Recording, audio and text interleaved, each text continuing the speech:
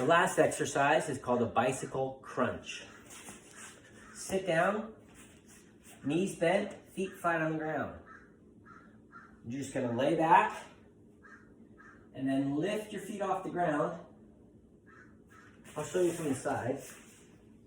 Put your arms back by your head. You do not want to lock your arms because then you tend to bend your neck. And then you take one leg and straighten it. Touch your one elbow, opposite knee.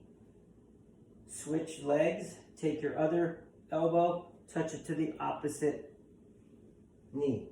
Opposite, opposite, knee, opposite elbow. 5 each side for a total of 10.